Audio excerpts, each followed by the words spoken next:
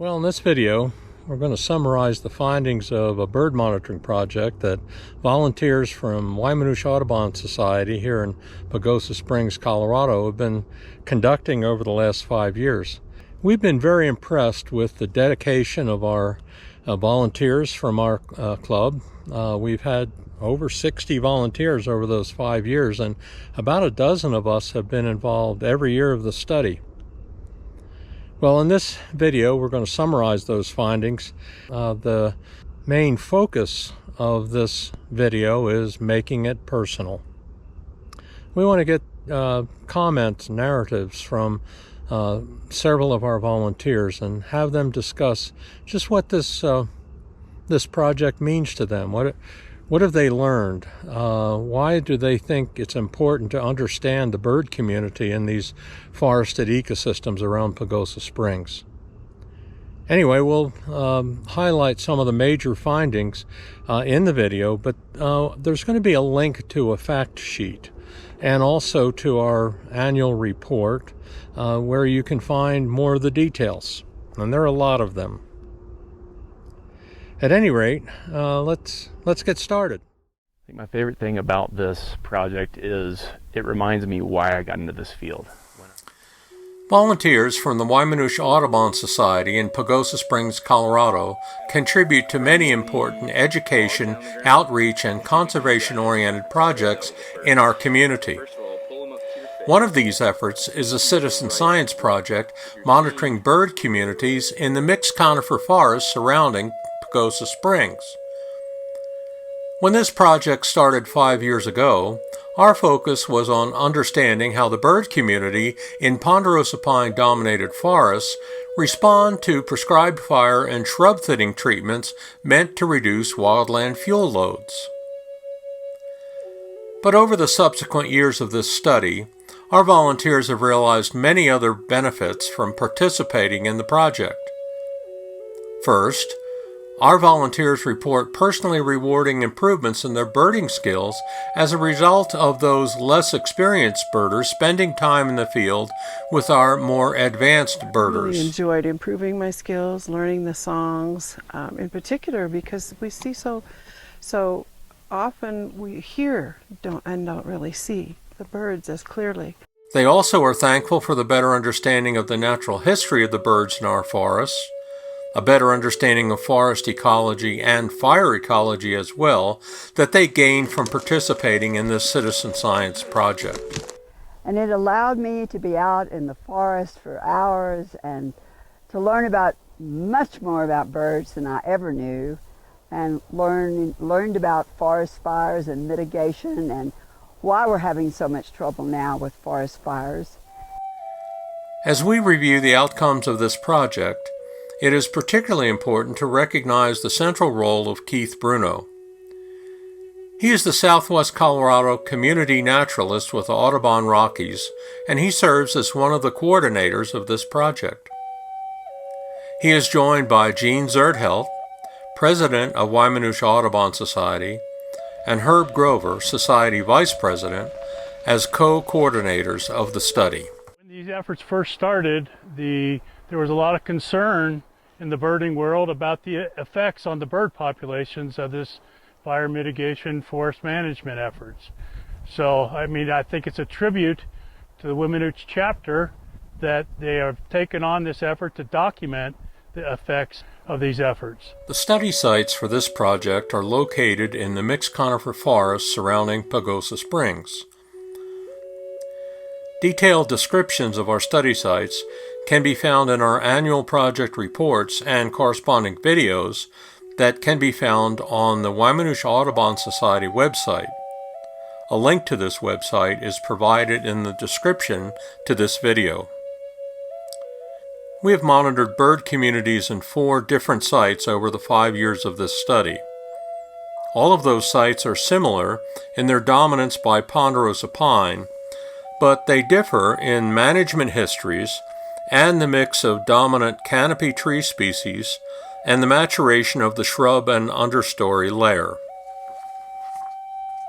The site we refer to as Turkey Springs was subject to prescribed fire in 2019 right at the initiation of our study.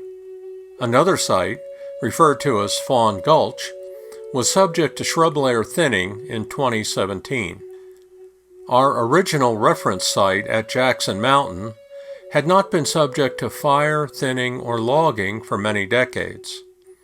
In 2022, we dropped the Turkey Springs site to shift efforts to a site on Jackson Mountain just north of the original Jackson Mountain site.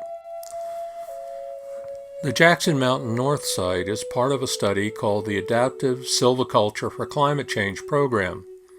In that program, the long-term response of forests to alternative selective logging practices will be documented. The reason for adding the Jackson Mountain North site to our study was to provide baseline information on bird communities to the Adaptive Silviculture program.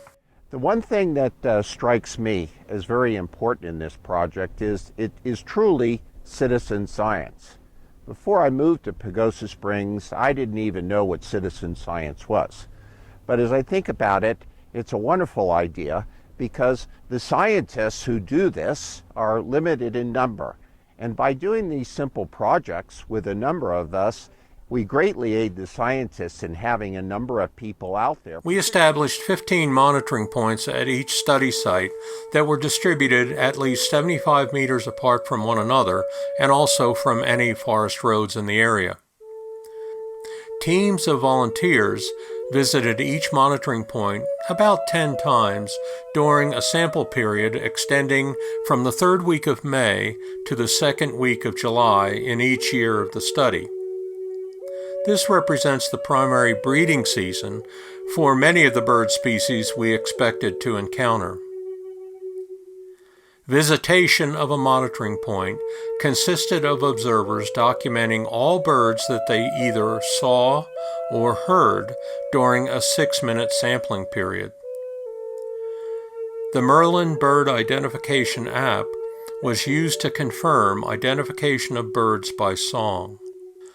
This methodology is consistent with numerous bird community studies reported in the literature. And really, I liked how I could go out and my observations could influence the way that our partners at the Forest Service actually plan work that they're going to do on public trust lands.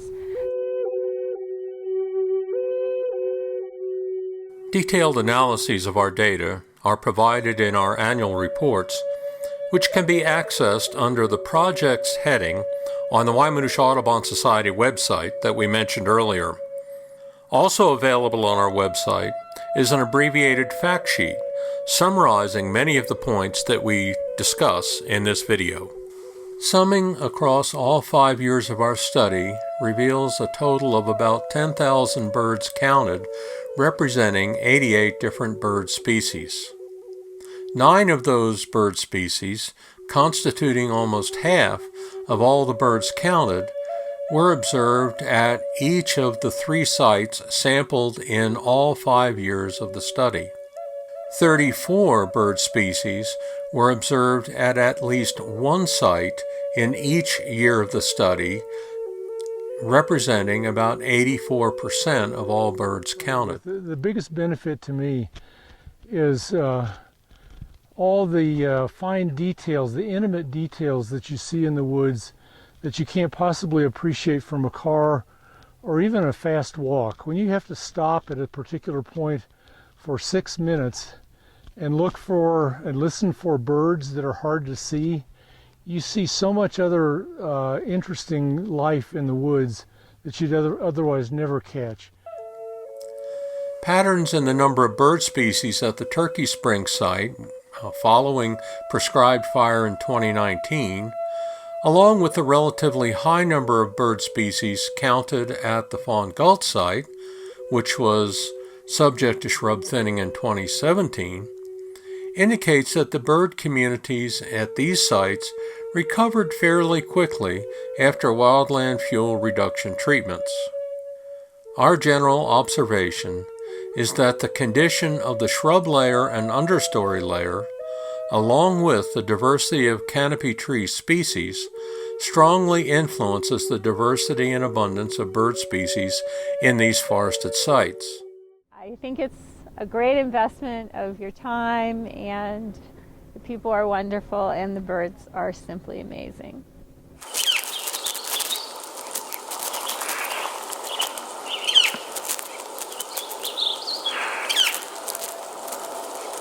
Over the 5 years of our study, 25 bird species have been observed nesting in our sites. 14 of those species, or more than half, are declining in population numbers based on widely reported studies. Examples of those bird species observed nesting in our study areas that are in population decline are shown here.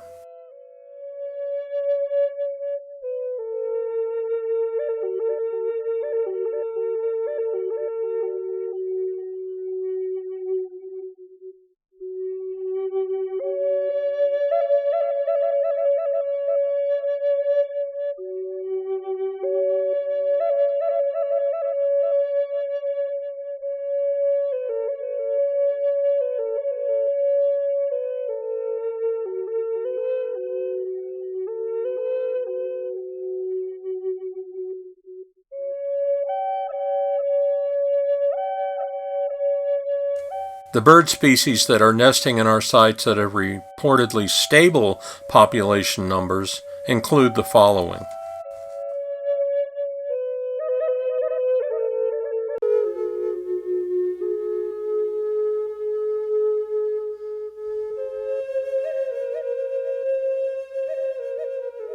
At least 20 species of cavity nesting birds are included in our data set. One of the highlights for me has been to observe all of the nesting birds. Up on Jackson Mountain, we have found snag trees to be super important for nest sites. We have seen over the past years house wrens, pygmy nuthatches, flickers, Williamson sapsuckers, and violet green swallows, all nesting on the same snag. Trees like this snag provide important nesting habitat for many birds that are cavity nesters. And recognizing this, the Forest Service has designated these trees as wildlife trees. The birds use this habitat most of the summer. Often they are transient. We're seeing a decline in the species, which is frightening and saddening. But I'd have to say that for me, participating has been a huge area of personal growth. Not surprisingly, about half, or 47, of the 88 bird species observed in our study are resident species. Indeed, 44 of the bird species noted as resident in various manuals and reports have been accounted for in our local Audubon Christmas bird count. That means that 41 of the 88 bird species observed in our study are non-resident species or migratory species. These exhibit seasonal migrations to Mexico, Central America, and South America. In terms of common sightings, 14 of the 47 resident bird species and 12 of the 41 non-resident bird species, or about 30% of each, were among the most commonly observed bird species in our study. Of the resident species, 16 out of those 47 bird species, or about a third, are exhibiting population declines. In comparison, almost two-thirds, or 25 of the 41 non-resident bird species, are reported to be exhibiting important population declines. Clearly then, migration represents a risk to those bird species that migrate greater distances during the non-breeding seasons, which underscores the importance of the habitat our forests provide to these species if they are going to successfully breed and be able to endure those risks associated with migration. But there's a poem that I think captures the overarching importance of understanding our surroundings, our bird communities, and other aspects of our natural environment. It's called The Peace of Wild Things by Wendell Berry. I've asked several of our volunteers to contribute to a reading of that poem, and if you listen to the words and the sentiment of that poem, you begin to understand why being in nature has such a healing influence on all of us. And birding in particular has been shown to have a positive influence on our mental well-being.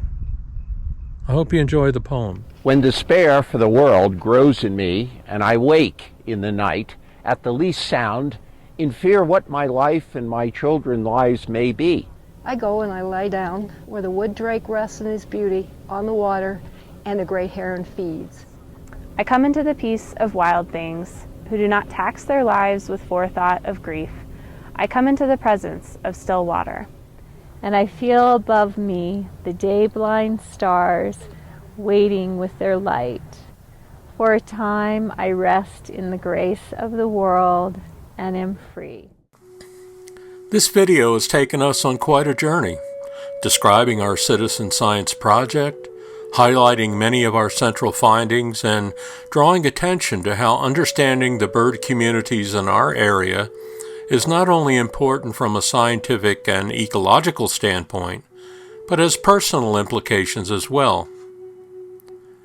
So what are the takeaways of this project? First, there are more bird species in our surrounding forests than we can appreciate by incidental viewing of the most common species. Second, the long-term monitoring efforts like ours are important because finding and identifying the many bird species that are less common or rare requires familiarity with an area that comes from repeated and patient visitations. Third, the birds in our forests are important consumers of insects that might otherwise have damaging impacts on the vegetation. Well, that means that conserving bird species richness and diversity is important to forest health. Well, fourth, at least half of the bird species we observed are migratory, spending several months of the year in Central and South America, where the degree of environmental degradation affecting their population declines is not well documented or understood. Fifth, the forests, like those in our area, provide important breeding habitat for most of the bird species we have observed, especially those migratory bird species at high risk of population decline due to changes to the environment across their migratory range.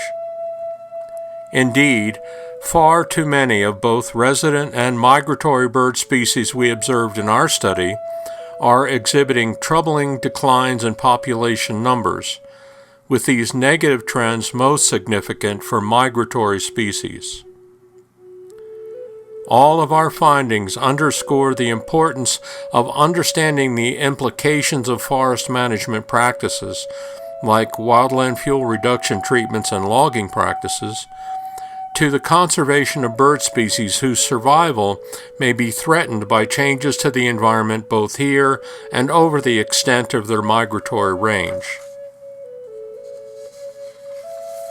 Finally, many scientists contend, and I agree, that until we make these issues personal, we will not begin to invest the significant resources and energy necessary to identify and implement actions required to protect, conserve, and restore the natural environment that is essential not only to birds, but to all other components of the biosphere, and to the human endeavor as well.